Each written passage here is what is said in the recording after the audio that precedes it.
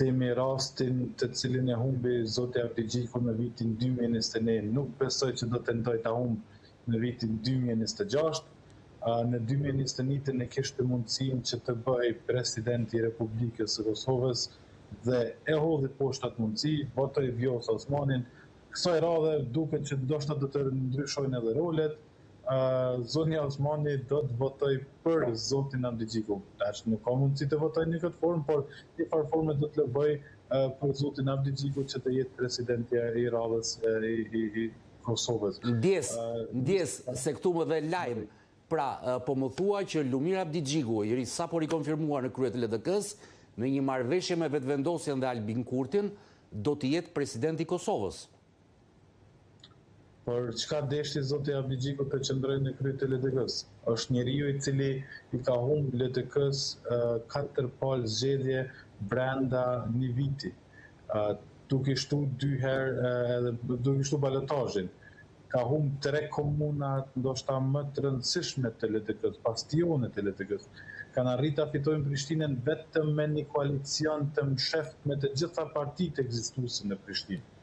Dhe kjo performancë dopte e zotit Abdigjiku nuk mund ta vendos atë në krye të Lidhjes Demokratike të Kosovës si një person i cili mund të ketë ndoshta rezultate të mëdha ose ka pritshmëri për themin rritjen e votës së LDK-s në të ardhmen. Prandaj zoti Abdigjiku e ka ruajtur këtë pozicion vetëm për ta marrë presidentin, dhe në momentin e parë që merr presidentin, ai automatikisht do të japë tërheqje nga kryetari i LDK-s, sepse nuk mund të ushtrojë dy funksionet, dhe LDK-ja do të futet në valë zgjedhore, kurse zoti Abdigjiku do të arrijë atë ndoshta dëshirën e tij personale. Unë e kam thënë edhe në profilin tim në Facebook, loja Kurti Abdigjiku, thënë Thojza, është vrasja politike e Vjosa Osmani. Mendon që Kurti dhe Abdigjiku e kanë mbyllur këtë marrëveshje mes tyre? Ose ke informacion që e kanë mbyllur si marrëveshje? Shiko, informacion të saktë nuk kam. Mirë po duke qëndruar me njerëz të LDK-s dhe televizës Vetvendosje, ato njerëz flasin. Pastaj edhe në farforme nëse e japin vetëm si ide, nuk po flas për njerëz të thjeshtë, nuk po flas për aktivistë, nuk po flas po njerëz afër Albin Kurtit. Njerëz që janë brenda strukturave të Vetvendosjes. Edhe Vetvendosjes, po edhe LDK-s. Dhe duke parë këtë, do të thonë si lloj shpërblimi për këtë kanosje të Lidhjes Demokratike të Kosovës, zoti Kurti patjetër që zotin Abdigjiku do ta shpërblej me postin e kryetarit të kuvendit. Kjo vjen edhe si pasojë që zoti Haradinaj ka hequr komplet dorë dhe nuk dëshiron asnjë lloj bashkëpunimi me zotin Kurti, sepse pak para se të votojë Glauku Njufca, ose të vendosej në votim Glauku Njufca si kandidat për kryeministër, një natë para zoti Albin Kurti ka dërguar ose ka deleguar njerëz të cilët kanë shkuar dhe kanë kontaktuar zotin Haradinaj për një koalicion dhe i është premtuar pozita e presidentit. Mirë po zoti Haradinaj vazhdon të qëndrojë betonizuar në një bashkëpunim me Lëvizjen Vetvendosje, andaj personi më i afërt i cili shihet potencialisht si presidenti i ardhshëm i Republikës së Kosovës është zoti Abdigjiku. Shto këtu faktin që zonja Osmani në shumicën e rasteve ka dalë edhe kundër zotit Kurti dhe e dim këtë gjëra kanë qenë publike. Dhe duke marrë parasysh forcën e saj politike, zoti Kurti dëshiron ta vendosë atë në një pauzë 4 vjeçare, në këtë formë që ajo të zbehet politikisht në Kosovë dhe mos të ketë fuqinë ta luftojë zotin Kurti pas 4 viteve. Po më thua që është një marrëveshje që mund të quhet bashkëqeverisje Vetvendosje LDK-se. Në qoftë se Abdigjiku bëhet president dhe LDK-ja merr dhe kreun e kuvendit, mund të diskutohen edhe poste ministrore apo jo për bërje në qeveri. Shiko, patjetër nuk mund të kisha thënë që është LDK Vetvendosje ose Vetvendosje LDK, mund ta quajmë si Vetvendosje dhe grupacioni Lumir Abdigjikut, sepse edhe brenda LDK-s kemi individ të cilët nuk dëshirojnë të bashkëpunojnë me Lëvizjen Vetvendosje, Mirë po, zoti Abdigjiku tashmë ka treguar që ka një shumicë brenda Lidhjes Demokratike të Kosovës, dhe ajo shumicë edhe nëse do të futen në votim të brendshëm në bashkëpunim i tillë, përsëri do të triumfonte zoti Abdigjiku.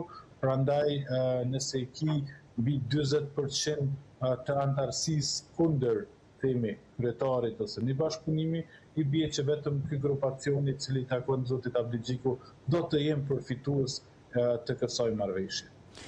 Visar, po më thua që përpara se të merrte votbesimin për çuduar në krye të LDK-s, Abdigjiku mund ta ketë ndarë këtë skemë me bashkëpunëtorët e tij që e votuan dhe të kenë menduar edhe postin e kryetarit të Kuvendit Kosovës, edhe kush do të jetë pasuesi i tij në LDK, sepse s'mund ta ushtroj edhe detyrën e presidentit edhe të kreut të LDK-s.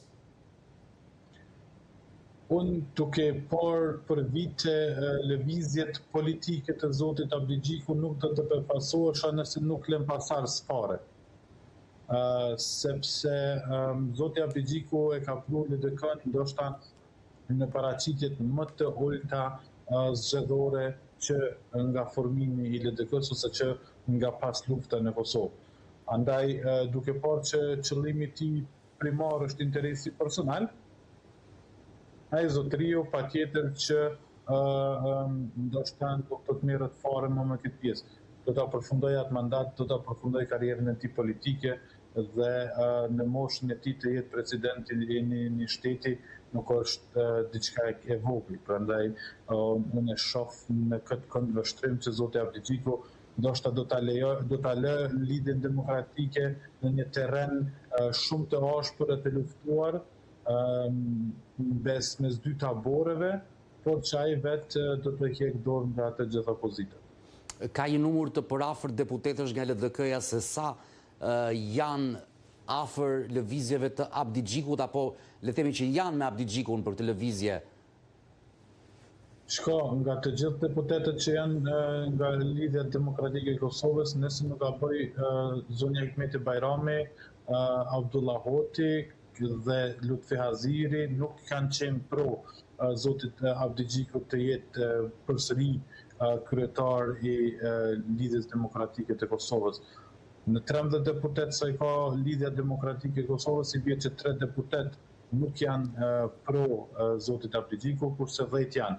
Dhe në një marrëveshje politike të këtillë, besoj që edhe Aleanca do ta votonte Abdigjikun për kryetar ose president të Republikës së Kosovës, sepse do të ishte në favorin e saj, sepse kjo do të ishte një mundësi pastaj një farforme edhe të tentonte të marrte votat e Lidhjes Demokratike të Kosovës, sepse unë e shoh Lidhjen Demokratike të Kosovës në një përçarje shumë të thellë në momentin që zoti Abdigjiku mund ta marrë edhe presidentin e Republikës së Kosovës.